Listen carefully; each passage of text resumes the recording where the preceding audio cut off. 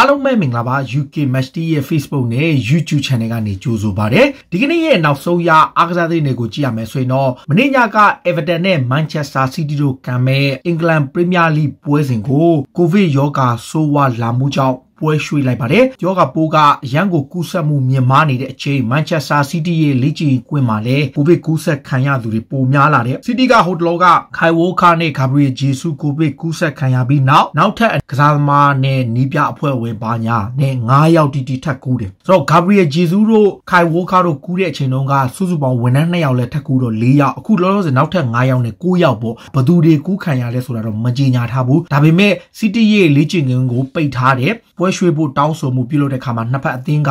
ဒီကျန်တဲ့ကစားသမားတွေရဲ့ဒီအခြေအနေကိုပါစောင့်ကြည့်ပြီးတော့သူတို့ဘက်ကပွဲရွှေ့ဖို့ဆုံးဖြတ်လိုက်တယ်ဆိုတော့ဒီပွဲကိုဘယ်တော့ပြန်ကံမလဲဆိုတာတော့ Premier League ကထုတ်ပြန်ကြေညာအောင်မှာမဟုတ်ဘူးဒါပေမဲ့သူတို့အနေနဲ့အများဆုံးစီစဉ်သွားမယ်လို့ဆိုပါတယ်လီဗာပူးအသင်းကလည်း Arsenal အသင်းရဲ့လူငယ်ကစားသမားလေးဘာလကန်ကိုခေါ်ဖို့လုပ်နေပါတယ်လူငယ်ကစားသမားလေးကအသက်16နှစ်ပဲရှိတယ်ရာသီကုန်မှာစာချုပ်သက်တမ်းကုန်ဆုံးတော့မယ်လီဗာပူးအနေနဲ့သူတို့ရဲ့တိုက်စစ်မှုတွေဖြစ်ကြတဲ့ Divo Origi ကိုထုတ်ကောင်းထုတ်နိုင်တဲ့အခါလူငယ်ကစားသမားလေးနဲ့အစားထိုးချင်တယ်ကလော့ကိုယ်တိုင်ကလည်းလူငယ်တွေကိုပြုစုပြောထောင်ရမှာနာမည်ကြီးသလိုသူကလည်းပုံမှန်ကစားကွင်းမရတဲ့အထွက်အသင်းကထွက်ခွာခြင်းနဲ့လီဗာပူးကတော့သူ့ရဲ့အခြေအနေကိုစောင့်ကြည့်နေလို့အာဆင်နယ်အသင်းကတော့တက်တန်းတိုးနိုင်ဖို့အခွင့်အရေးကိုဆက်ပြီးကျိုးပနေရလို့ဆိုပါတယ်ဒီချိန်ထဲမှာပဲဘာလကန်ကိုစောင့်ကြည့်နေတဲ့အချိန်လီဗာပူးရဲ့တိုက်စစ်မှုဒီဘိုအိုရီဂီကိုအင်တာမီလန်ကခေါ်ယူဖို့တာဂက်ထားလာပါတယ်အင်တာမီလန်အသင်းကလူကာကူနဲ့လိုတာရိုမာတီနက်စ်ရဲ့အရန်အဖြစ်တိုက်စစ်မှုတယောက်ကိုလိုချင်တဲ့ဒီဘိုအိုရီဂီကသူ့အနေနဲ့ယူရို2020ပြိုင်ပွဲကိုဝင်ရောက်ရှင်ပြိုင်ခွင့်ရဖို့အတွက်ကစားကွင်းရနိုင်မဲ့အခြေအနေရှိမှကလပ်ကိုပြောင်းချင်တယ်လီဗာပူးမှာကသူ့အတွက်အရန်ကို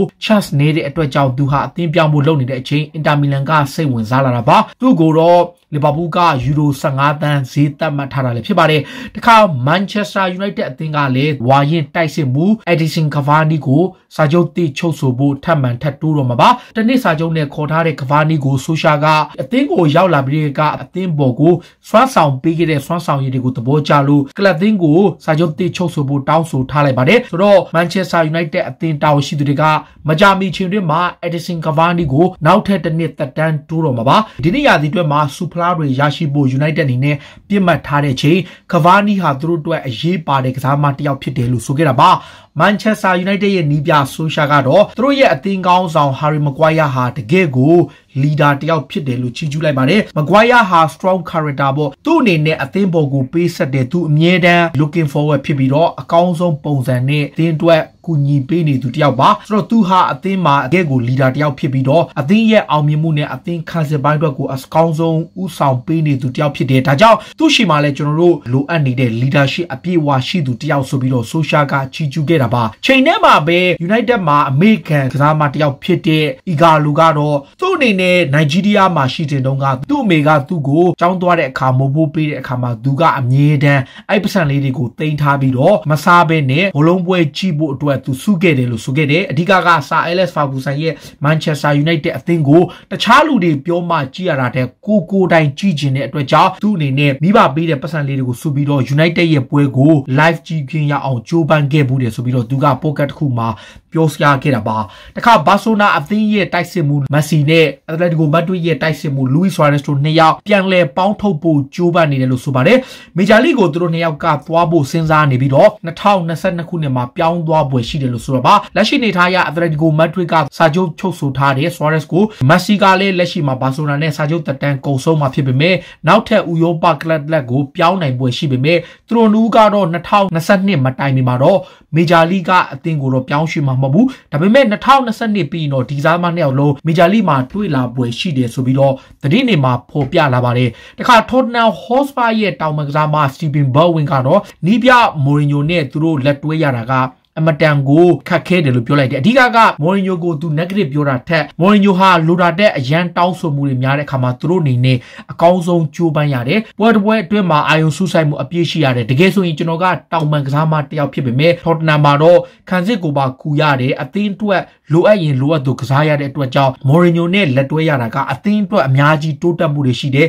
ကစားမဘွားမှာလည်းဒီထက်ပိုကောင်းတဲ့ခြေစွမ်းမျိုးတွေရအောင်မော်ရီညိုကတင် ကြားပေးသူတယောက်ဖြစ်တယ်လို့ဆိုလိုက်တယ်သူတို့အသင်းက အောင်မြင်မှုလမ်းကြောင်းပေါ်ပြန်ရောက်လာလိမ့်မယ်လို့ Steven Bergwijn ကဆိုခဲ့တာပါ PSG အသင်းရဲ့အားကစားဒရိုက်တာဖြစ်သူ Leonardo ကတော့ Tottenham Hotspur မှာနီးပြ Mourinho နဲ့အဆင်မပြေဖြစ်နေတဲ့ကွင်းလယ်ကစားမ Dele Alli ကိုခေါ်ယူဖို့လုပ်နေပါပြီ PSG ကစပြီးတော့ Ali ကိုဆက်သွယ်လာတယ်ပြီးခဲ့တဲ့ဆောင်းရာသီတုန်းကတော့ PSG ကအငှားနဲ့ခေါ်ဖို့လုပ်တယ် Tottenham Hotspur ကပေချတယ်အခုမှတော့ PSG ကိုယ်တိုင်ကထပ်ပြီးတော့နောက်တစ်ချိန်ကမ်းလှမ်းနေ Tottenham Hotspur ကတော့ရောင်းချဖို့စီစဉ်နေတယ်ဆိုသတင်းတွေကြောင့် Dele Alli တယောက်ပြင်သစ်ကိုပြောင်းရွှေ့ပွဲရှိတာပါ Manchester City ရဲ့နောက်ခံလူ John Stones ကတော့ club သင်းဘက်ကသူ့ကိုဒုတိယအကြိမ်အခွင့်အရေးပေးတဲ့ပုံကိုအထူးပဲကျေးဇူးတင်တယ်လို့ဆိုလိုက်ပါတယ် John Stones အနေနဲ့လက်ရှိမှာနောက်ခံလူ Ruben Dias နဲ့ဒူအသင်းမှာပထမဦးစားပေးကစားမအဖြစ်ခြေစွမ်းပြနေသူပါလက်ရှိမှာတော့ John Stones ကိုယ်တိုင်က Ruben Dias နဲ့တွဲကစားတာကတကယ်ကိုကောင်းမွန်ကြောင်းနဲ့သူဟာအမတန်တော်တဲ့ကစားမတစ်ယောက်ဖြစ်ကြောင်းသူ့ရဲ့ခြေစွမ်းကြောင့်ကျွန်တော်တို့အသင်းမှာအများကြီးတိုးတက်လာခဲ့တဲ့ခံစစ်ပိုင်းကိုကြည့်ရင်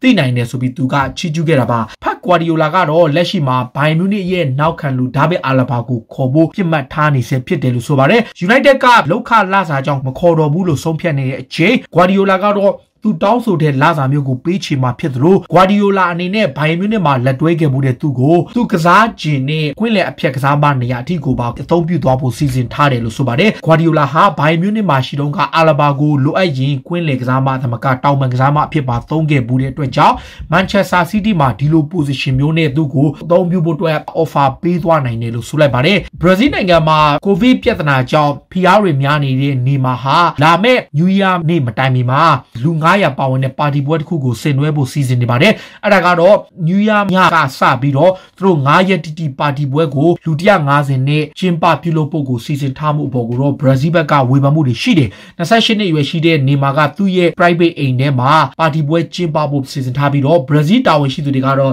ဒီသတင်းကိုအတည်ပြုထားခြင်းမရှိပေမဲ့သူတို့ဘက်ကတော့စုံစမ်းစစ်ဆေးနေတယ်လို့ဆိုပါတယ်ဘရာဇီးနိုင်ငံမှာတော့လူကြီး2သိန်းနီးပါးကိုဗစ်ကြောင့်အသက်ဆုံးရှုံးတဲ့အချိန်အခုလိုမျိုးနေမာလှုပ်ဆောင်တာတွေဟာအမတန်မှားယွင်းတဲ့လုပ်ရဖြစ်တယ်လို့ကျမ်းမာရေးဝန်ကြီးကတော့ဆိုလိုက်တာပါတခါအာဆင်နယ်အသင်းရဲ့နောက်ခံလူဂါဘရီယယ်ကလည်းကိုဗစ်ရောဂါကူးစက်ခံထားရတဲ့လူတစ်ယောက်နဲ့ထိတွေ့ခဲ့မှုကြောင့်သူပါကိုဗစ်ရောဂါကူးစက်ခံရပြီဖြစ်ပါတယ်ဟိုတနေ့ကစစ်ဆေးမှုရသူ့မှာ positive ဖြစ်ကြောင်းစစ်ဆေးတွေ့ရှိတဲ့အတွက်အာဆင်ရဲ့ပွဲစဉ်နှစ်ပွဲကိုလွဲချွန်မှာဖြစ်လို့သူကိုယ်တိုင်ကလည်း isolate လုပ်ရမယ်တိကျနေထိုင်ရမယ်လို့ကလပ်သင်းကထုတ်ပြန်ကြေညာထားတာပါဒါကြောင့် Brighton နဲ့ပွဲရော West Brom နဲ့ပွဲကိုပါလွဲချွန်မှာဖြစ်ပြီးတော့ FA Cup Newcastle နဲ့ပွဲမှာပြန်ကစားနိုင်မယ်လို့ဆိုပါတယ်အချိန်ထဲမှာပဲ David Luiz နဲ့ Willian တို့ကလည်းခုချိန်ထိမကြမ်းမာသေးဘူးလို့သူကဆိုတယ်အင်္ဂါနေ့မှာတော့သူတို့လေ့ကျင့်ခန်းပြန်ဆင်းနိုင်မယ်လို့ဆိုထားပေမဲ့သူတို့ရဲ့အခြေအနေကိုစောင့်ကြည့်နေတယ်လို့ဆိုပါတယ်တခါ Arsenal အသင်းကစောင့်ရသည့်ဈေးကွက်မှာကစားမားတွေကိုပြစ်မှတ်ထားနေတဲ့ချိန်ဆဗီယာရဲ့ကွင်းလယ်ကစားမဟိုဒန်ကိုခေါ်ဖို့လုပ်နေတဲ့